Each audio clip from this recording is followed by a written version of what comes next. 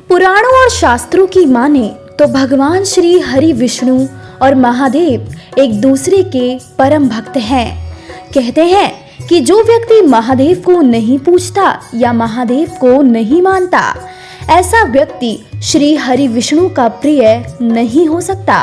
इसी तरह जो भगवान श्री विष्णु का शत्रु होता है, उसे कभी भी महादेव की कोई कृपा नहीं मिलती। इतनी गहरी श्रद्धा और भक्ति भगवान श्री हरि विष्णु और महादेव के बीच देखने को मिलती है। लेकिन क्या आप जानते हैं कि इसके बावजूद भी एक बार भगवान श्री हरि विष्णु के अवतार श्री कृष्ण ने महादेव के ऊपर सुदर्शन चक्र से प्रहार किया था। शायद ही बहुत कम लोग जानते हैं कि महादेव और श्री कृष्ण के बीच एक भयंकर युद्ध हुआ था।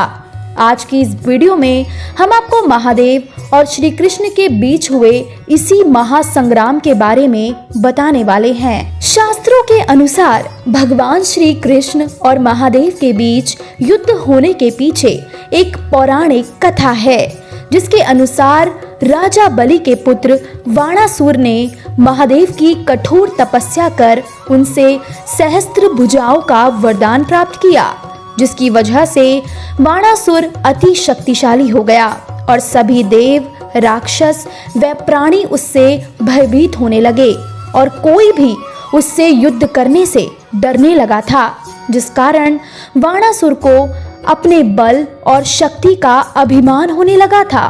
कहते हैं कि एक दिन वाणासुर की पुत्री उषा ने रात को सोते समय अपने सपने में श्री कृष्ण के पौत्र अनिरुद्ध को देखा था, जिस पर उषा अति मोहित हो गई और उसे अपना दिल दे बैठी।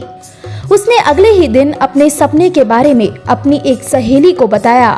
उषा की यह सहेली मायावी विद्या में निपुण थी, इसीलिए उसने अपनी सहेली उषा की सहायता करने के लिए मायावी शक्तियों की मदद से अनिरुद्ध को पलंग सहित उसे उसके महल से चुरा लिया और उषा के कक्ष तक पहुंचा दिया। और फिर जब अनिरुद्ध की आंख खुली तो उसकी नजर उषा पर पड़ी। अनिरुद्ध उषा के सौंदर्य को देखकर उस पर मोहित हो गया।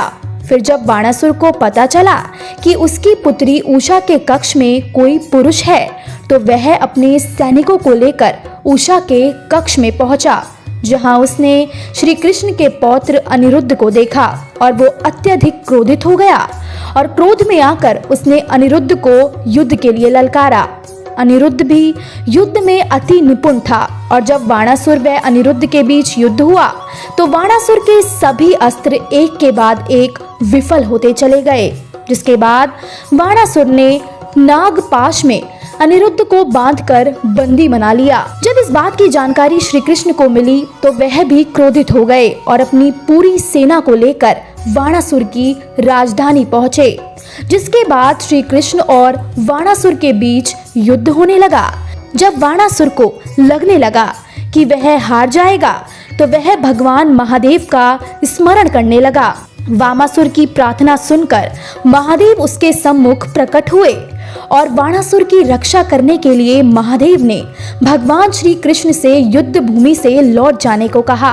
और जब श्री कृष्ण नहीं माने तो महादेव ने श्री कृष्ण को उनसे युद्ध करने के लिए कहा, जिसके बाद श्री कृष्ण और महादेव के बीच एक भयंकर युद्ध हुआ।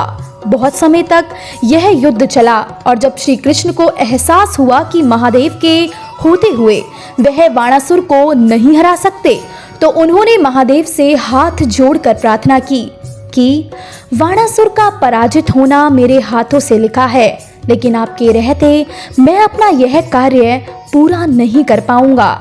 भगवान श्री कृष्ण की यह बात सुनकर महादेव युद्ध भूमि से चले गए, जिसके बाद श्री कृष्ण ने वाणासुर की चारों भुजाओं को अपने सुदर्शन चक्र से काट दिया।